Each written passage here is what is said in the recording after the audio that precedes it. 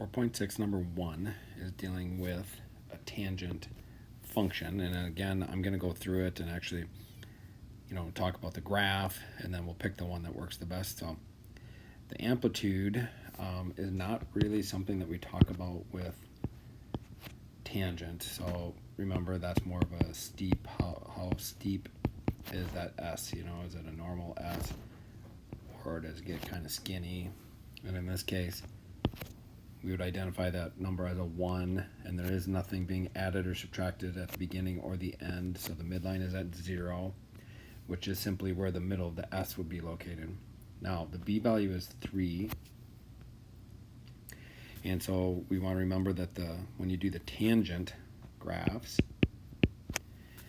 the period is pi divided by B, so we need to do pi over 3, and then the critical points are spaced. The period, we only divide them into 2 parts, so this is pi over 3 divided by 2, which is the same as multiplying by 1/2, and so you end up with pi over 6, and then there is no phase shift because we're not adding or subtracting anything in the parentheses.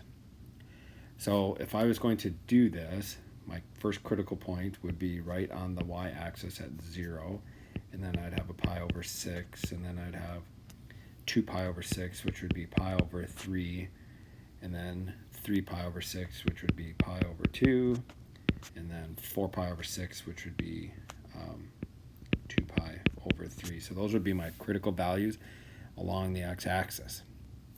And then the last thing we want to know is that tangent, right, will always start with a 0, then an asymptote, then a 0, then an asymptote, then a 0.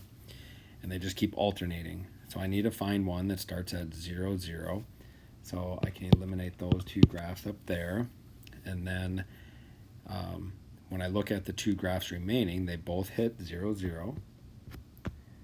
So that's good. And then which one has an asymptote at pi over 6? And then I would notice, oh, there's an asymptote here at pi over 6, and then you can see at pi over 3 it's hitting 0 again, so that would be the correct graph.